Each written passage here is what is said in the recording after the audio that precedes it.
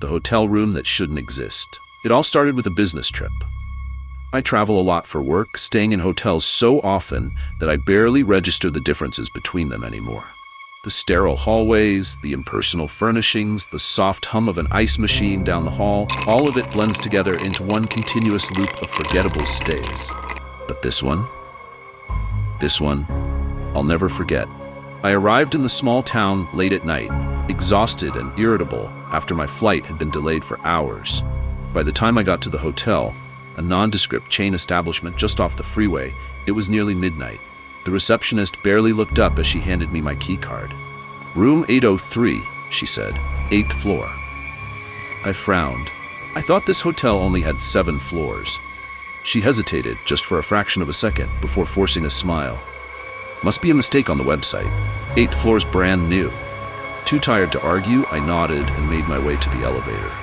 But when the doors opened, I hesitated. The buttons inside went up to 7. There was no 8. Confused, I stepped back into the lobby.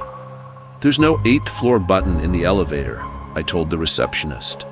She looked up, a flicker of something. Nervousness crossing her face. "Oh, right, you'll need to use the key card." She tapped a spot above the floor buttons, and I noticed a small, almost hidden scanner. "Swipe here," she instructed. "Then press 7. It'll take you where you need to go." Weird, but fine. I swiped the card, pressed 7, and felt the elevator lurch upward. When the doors slid open, I stepped out into a hallway that felt wrong. The walls were a dull, faded yellow, the carpet a deep burgundy that looked decades old. Dim, flickering lights cast long, unsettling shadows. Unlike the lower floors, which had doors evenly spaced on either side, this hallway had only one door at the very end. Room 803. A deep unease settled in my stomach, but I pushed forward. As I walked, my footsteps sounded unnaturally loud, echoing like the hallway was much longer than it seemed. The air smelled stale, like something had been sealed away for too long. When I reached the door, I noticed something else strange. The plaque reading 803 was slightly crooked, as if it had been hastily nailed in place, and the door handle, it was ice cold. My first instinct was to turn around, go back to the lobby, and demand a different room. But exhaustion won. I swiped my card, pushed the door open, and stepped inside. The room was old. Not just outdated, but ancient, like it had been untouched for decades. The furniture was heavy and wooden, the kind you'd find in a Victorian home, not a modern hotel. The wallpaper was peeling at the edges, revealing layers of old patterns beneath. Worst of all, there was a strange smell, musty, damp, almost like decay. I wanted to leave. Every instinct screamed at me to turn around and go. But instead, I convinced myself I was just overtired, my mind playing tricks on me. I set my suitcase down and sat on the edge of the bed, rubbing my temples. Then I noticed the mirror. A large, ornate mirror hung on the wall opposite the bed. The glass was dusty, but beneath the grime, I could see my reflection. Except something was off. The me in the mirror looked distorted. The reflection's face was slightly blurred, its expression not quite matching mine.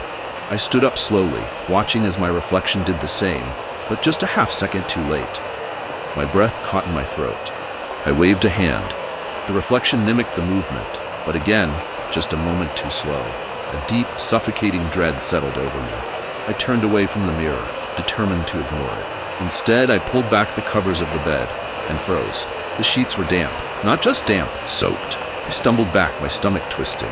My heart pounded in my chest as my mind raced for an explanation.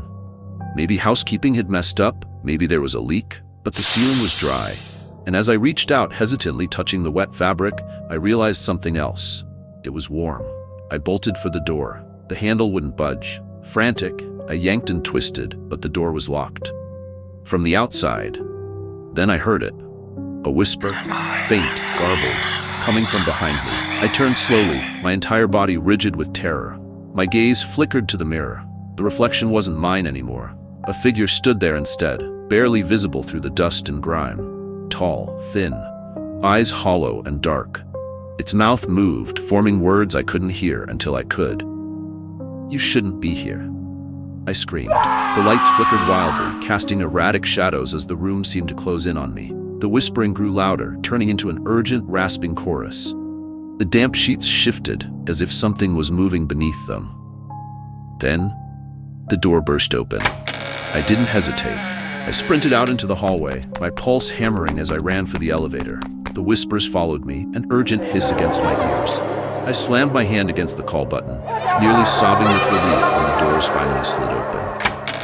As I turned back for one final glance, my breath caught. Room 803 was gone. The hallway was different now.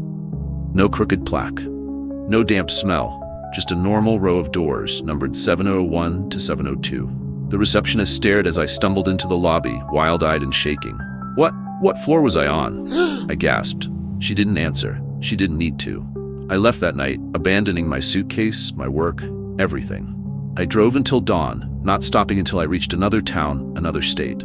I never found that hotel again. No record of an 8th floor. No room 803. But sometimes, late at night, when I glance into a mirror, I swear I see something watching me from the other side.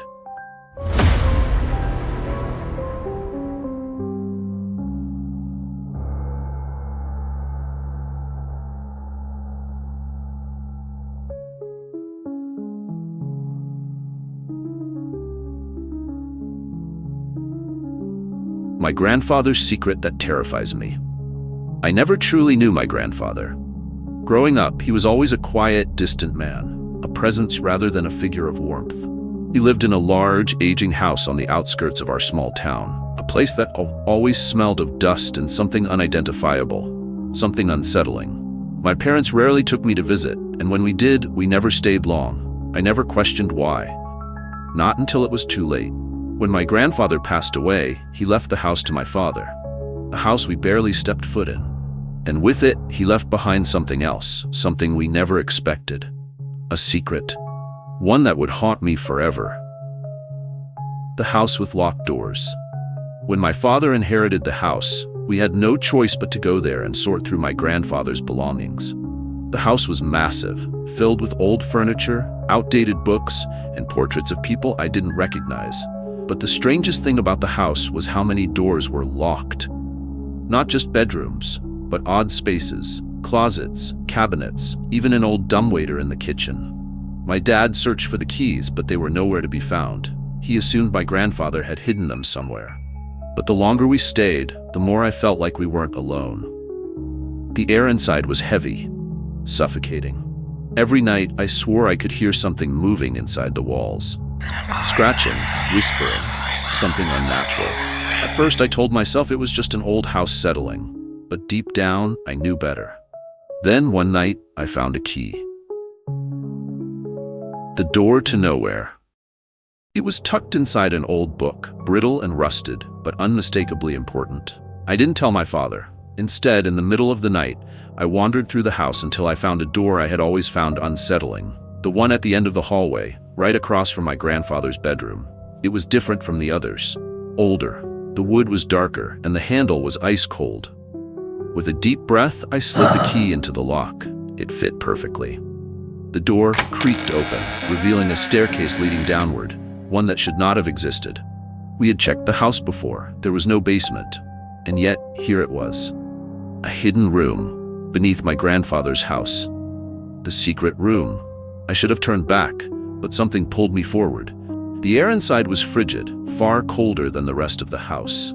I stepped carefully, my heart pounding. The wooden stairs groaned under my weight, as though they hadn't been used in decades. But what waited at the bottom was worse than anything I could have imagined. It was a small, windowless room. And inside, there was a chair. A chair facing a wall, covered in claw marks. The walls weren't made of brick or plaster, they were wooden. Almost as if this room had been built inside another room, a hidden chamber meant to contain something, or someone. The realization sent a chill down my spine. Someone had been kept here, not just for days, but for years. And judging by the deep scratches and stains on the walls, they had desperately tried to escape.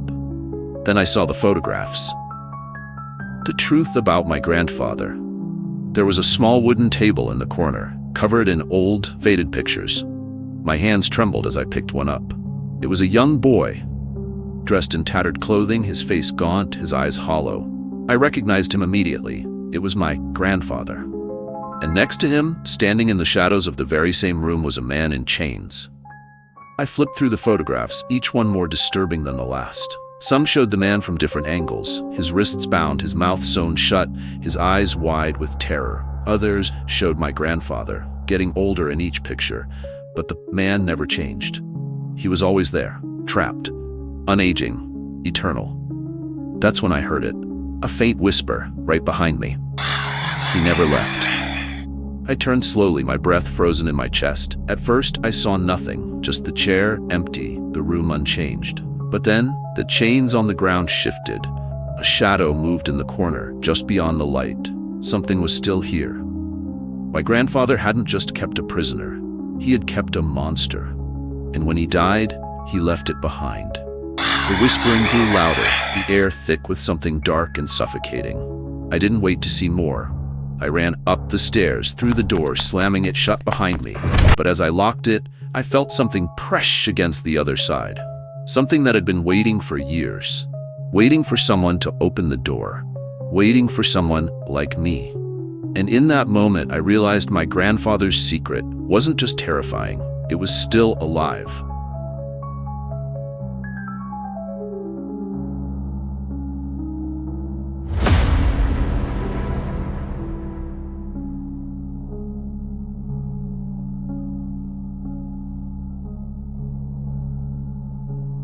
The forest that makes people disappear.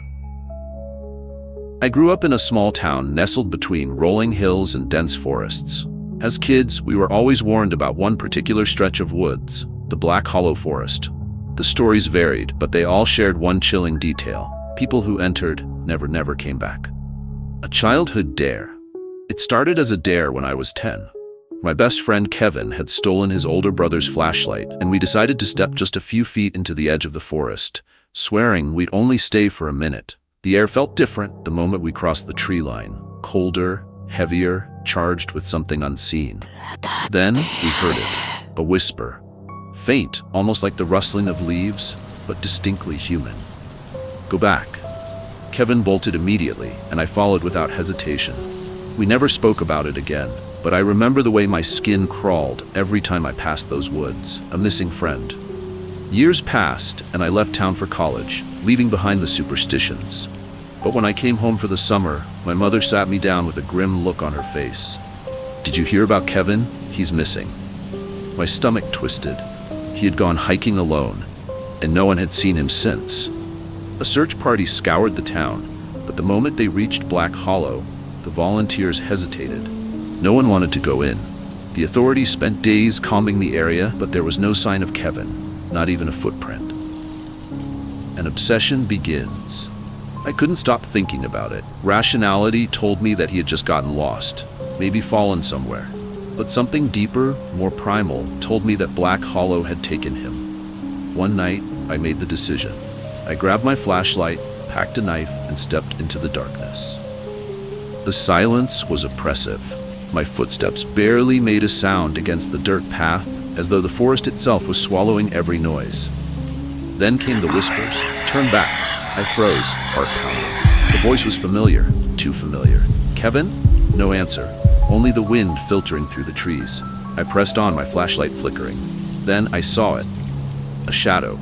No, not just a shadow, a figure, standing between the trees. It was tall, unnaturally so, its limbs elongated as if it had been stretched. It didn't move, but I knew it was watching me. I took a step back, and the whispers grew louder. The words weren't English anymore, but they were some ancient, guttural, filling my ears like a swarm of insects. Then, the figure tilted its head. A sudden rush of wind knocked me to the ground. My flashlight spun out of my grip, landing a few feet away. I scrambled to grab it, only for my fingers to brush against something soft. Fabric. A torn piece of Kevin's jacket. The final warning. I didn't need any more convincing. I ran. The trees blurred past me, the whispers chasing me, wrapping around my mind like unseen hands. As I neared the edge of the forest, something grabbed my ankle. I screamed, kicking wildly, until the grip loosened and I tumbled out onto the grass. The town lights were visible in the distance. I was safe. But as I turned back to look, I saw something standing just beyond the trees. Not the figure from before. This one had Kevin's face. But the eyes, those weren't his. They were black, hollow, and they were watching me. The town's secret? I tried to tell people what I had seen, but no one believed me. The town had long since learned to ignore the disappearances, to pretend Black Hollow wasn't swallowing people whole. I left that summer and never went back. But sometimes, in the middle of the night, I hear the whispers, and I know the forest hasn't forgotten me.